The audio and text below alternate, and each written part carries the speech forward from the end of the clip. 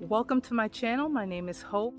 I know there's a little shadow going on, but it's such a beautiful day. I just wanted to come outside and do my filming today. If you haven't already, go ahead and hit that subscribe button. I want to reach as many people on this platform to give wellness tips, to educate, equip, and hopefully empower you to make healthy lifestyle changes.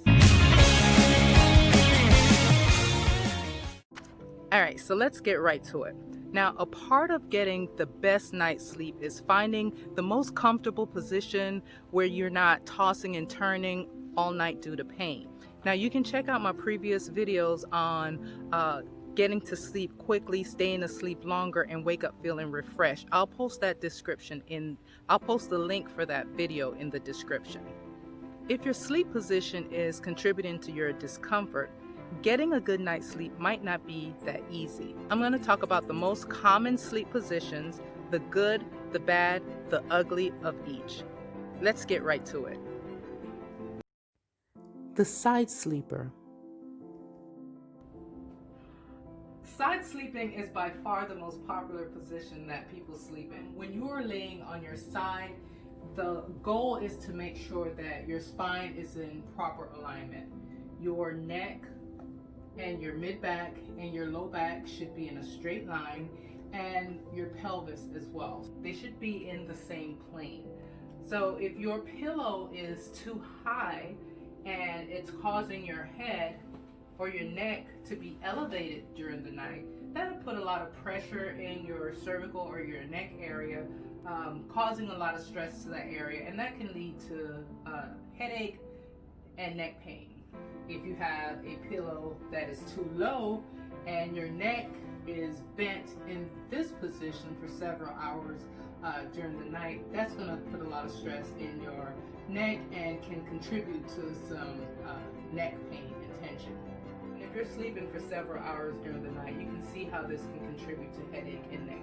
Finally, if you're someone that suffers from low back pain or tension when you sleep on your side, one of the ways to relieve the pressure off of your low back and your pelvis is by putting a pillow between your legs. That way it creates a straight line in your pelvis and your knee is not leaned forward or pushed down and increase the tension in your low back. Now, if you are someone who has maybe broader shoulders and a smaller waist, you can always put a small pillow or a blanket, a small blanket or something underneath your waist to kind of elevate that area to reduce the pressure in this area. The next sleep position is on your stomach. Now, if you're a stomach sleeper, you can see how sleeping on your stomach during the night can definitely put a lot of pressure in your neck. For most people, obviously, there's not a hole in the middle of your bed where you can put your head straight down. You're going to lean your head from one side to the next. And if you have a pillow on top of that, you're putting a pillow, you're elevating your neck, and you're turning your neck to one side for several hours during the night. That will put a lot of pressure in your neck, can irritate nerves and cause headache, neck pain, even upper shoulder pain as well. Sleeping on your stomach is the worst position when it comes to neck pain. It can also increase pressure to your low back. So this is not the most favorable position to sleep in.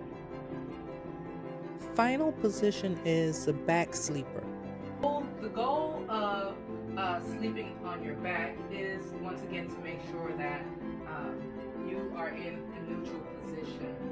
This is probably the best position to sleep in because it allows your spine to be in a neutral position, and also you don't want to have a pillow that's too high where your neck is elevated for several hours during the night. This position is best for heartburn and indigestion.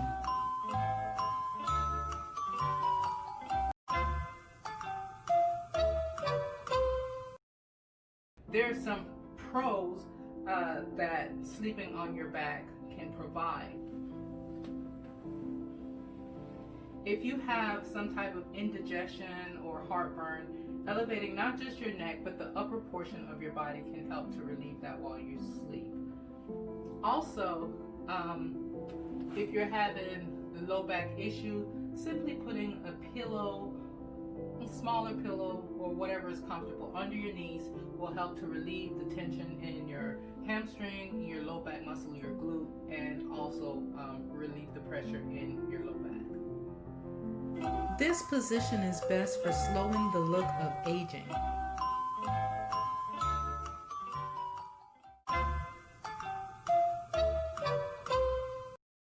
While back sleeping has several advantages, another advantage that it has is that it can help to prevent wrinkles over time.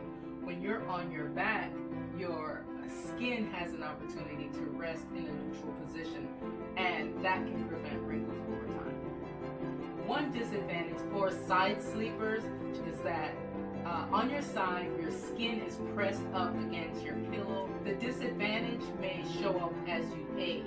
Because your skin is constantly pressed for hours at a time, years at a time, you may lose some elasticity a little bit faster in your skin, and that can lead to more wrinkles. So there are many advantages of sleeping on your side. If you have arthritis, though, side sleeping can sometimes aggravate those issues. A better position would be on your back. This position is best for reducing sagging breasts.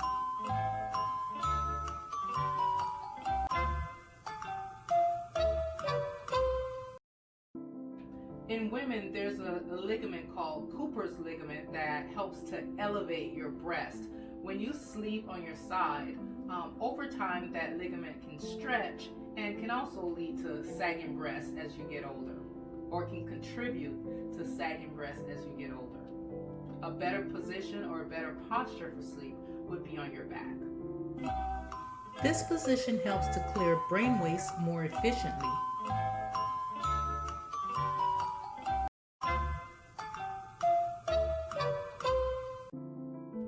While sleeping clears a lot of brain waste, one study shows that side sleeping clears brain waste more quickly than other positions or other postures. This sleep position helps to reduce snoring.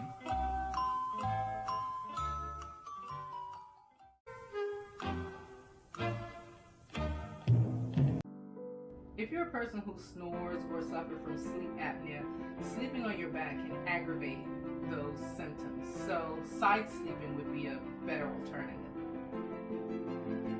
Following these sleep positions and tips will help you have a restful night's sleep, wake up refreshed, feeling and looking great, and ready to conquer your day.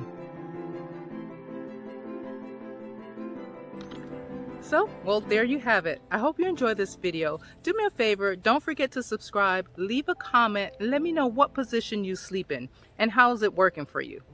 Till next time.